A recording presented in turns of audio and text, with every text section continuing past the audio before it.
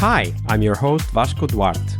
Welcome to the Scrum Master Toolbox podcast, where we share tips and tricks from Scrum Masters around the world. Every day, we bring you inspiring answers to important questions that all Scrum Masters face day after day. Hello, everybody. Welcome to our Team Tuesday this week with Eliza Gregory. Hi, Eliza. Welcome back. Hi, Vasco. So Tuesday is, of course, Team Tuesday. But before we dive into that, do share with us, what's the book that most influenced you in your career as a Scrum Master? So this one's a bit tough because I read a lot of books and picking one has been a challenge, but I will say one of the best books I can ever recommend that helped me a lot is Crucial Conversations. It's written by about 4 different people, but it's not a very big book, but it's dense. It's not something that you can just read in one sitting, no matter how fast of a reader you are, because the information in there, it's not specifically about Agile or Scrum or anything like that. It's just about having intense conversations when emotions may be high, when stakes might be high, and people feel unsafe or threatened or their defenses go up, and how to talk them down for that and create that safe space. Because once we start throwing our defenses up in a conversation, communication stops and the problem's no longer being solved. And so I think that's important. It presents important skills to have in any situation, not just, within your development team, but also with your neighbors, your roommates, your family, romantic partnerships. But at work, things can get intense. We could have pressure from upper management, deadlines, and people get stressed. And it's important to be able to recognize within yourself when you're entering into a crucial conversation, maybe the bodily signs, escalated heart rate or higher blood pressure, that who you are entering into the conversation, and when you need to step back and recognize the signs in others. Maybe the pitch of their voice goes up, and you go, okay, this is a retrospective or something. We're supposed to let it all out, but I can see that this person's really stressed. Like maybe we need to take a step back and calm down a bit. Because I think at the end of the day, all people really want is to be heard and to make sure that their voice is heard. And when they don't feel that way, they get louder and they might just say something that doesn't make sense. Okay, so you just said something I want to pick on. Respectfully, they do get louder, but not all of them. Like, especially in introverts. Actually, they might go the opposite way. They might completely shut down. So, for example, I know of people that when conflict comes to them, they shut down so much, they actually need to sleep. And I'm not kidding, right? Because we don't know what people have gone through in their lives, right? So I think the point you make, which is incredibly important, learn to read the signs when there's no safety in the conversation. I think that's the key aspect. And I definitely recommend this book for that, right? Like also that aspect. And also to accept that actually it may come at you in ways you can't expect it. So it's good to, for example, do simple things like check in. I get the sense that you don't feel safe anymore. Right? Like you can't be sure, right? Because, everybody is a little bit different. And I think that aspect of acknowledging that, in a conversation, there will be ups and downs. Yes. And sometimes before it goes too far down, you actually need to stop it. Yeah, and I completely agree. I've seen people completely shut down. And I mean, like I said, once communication, the defenses go up, the walls go up, there's no more dialogue, and then communication is lost. And a lesson I've learned at my own expense is that when communication goes down, trying to insist on communication is actually counterproductive. Yeah, it can be. So I don't know if this is a communication story that is coming next, but of course we're going to talk about teams that self-destruct. So Eliza, walk us through a story of a team. Give us a little bit of context And then describe for us what were those small behaviors and patterns that, maybe started very small, like really kind of side things that you didn't really see very much, but then over time grew and became a problem for the team.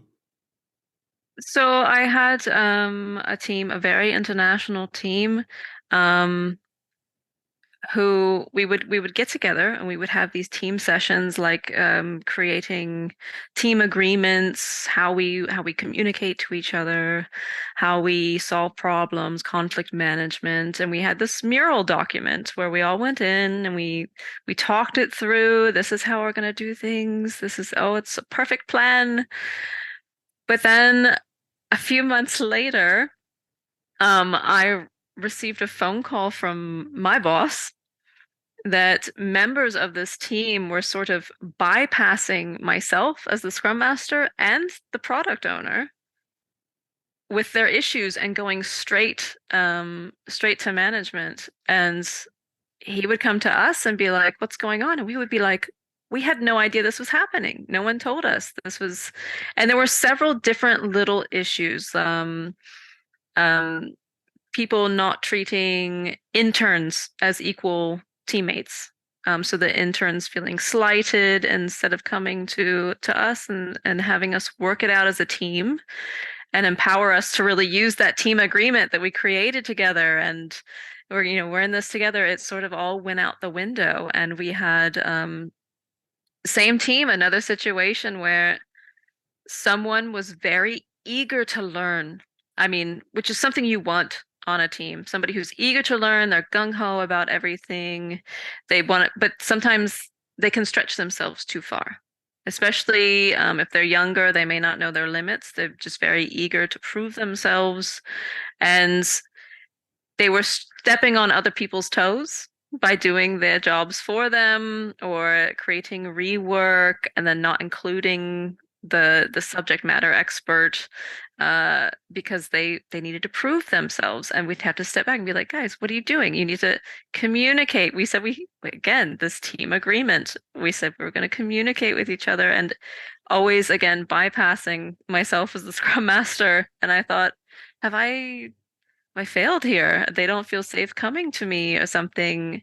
Um, and that was just an ongoing thing that took a long time and a lot of one-on-one coaching sessions and team coaching sessions and roles and responsibilities workshops to really get them to gel better and understand who was doing what inside the team and how they could best help each other instead of hindering each other.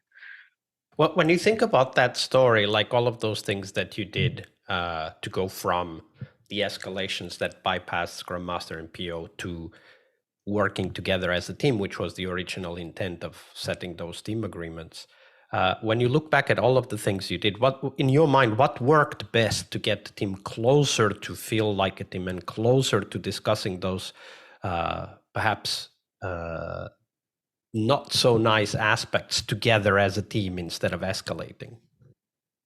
Um, to me, I think the most important thing was the one-on-one coaching conversations, because sometimes when you're in a group environment, a group setting, some people, like you mentioned introverts earlier, they don't feel comfortable speaking in front of everyone, or maybe they feel comfortable in front of 3 team members, but not a 4th and 5th team member or something.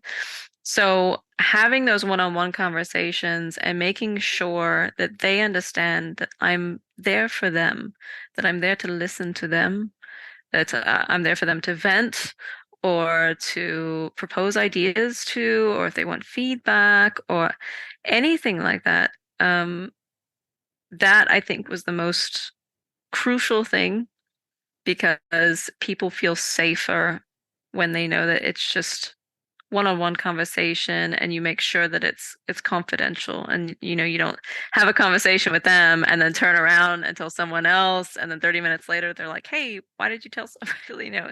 Just creates more drama. So I think the one-on-one conversations are really crucial, and I think it's one of the things that's sort of misunderstood about the Scrum Master role, because like I said in I think that was the Monday podcast and you're seeing the person sitting in the corner with a notebook, like, what are they doing? A lot of people don't understand the work that goes on behind the scenes, like outside of the dailies, outside of the plannings and the refinements. There's all these side meetings and coachings and planning workshops going on to help the team function as best as possible. And the other question is, if you had the possibility to time travel, go back in time, and you were there at that situation, recognizing what was going on, what would you have done differently? So there was a time in that team where I did not have one-on-one sessions set up. I now do them automatically.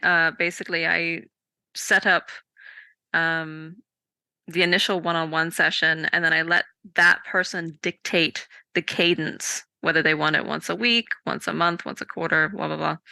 But if I could turn back time, I would have set those up originally and probably done more workshops now knowing that it was a less mature team. I tend to go into any new team and just assume that they're pretty mature and I don't have to do much. And then I sort of find out through time, oh, maybe I should have taken action sooner. So I think it's best in retrospect to go ahead and start out with all the workshops and then go from there. Absolutely. Great tips indeed that we need to take into account, because many of us are going into new teams on a regular basis, right? So it's great to be aware of those potential consequences. And especially when it comes to hierarchical cultures, so cultures where hierarchy has a very important role to play, I think I would expect this to be more natural to happen, right? Because people feel that, my boss got my back, not necessarily my Scrum Master. Right, exactly. Thank you for sharing that story, Eliza. Thank you. Tuesday is Team Day here on the Scrum Master Toolbox podcast. But tomorrow we talk about something that goes beyond the work we do with the teams. We will talk about how to lead change and what our guests have learned from leading and participating in change programs during their career. See you tomorrow. We really hope you liked our show. And if you did, why not rate this podcast on Stitcher or iTunes? Share this podcast and let other Scrum Masters know about this valuable resource for their work. Remember that sharing is caring.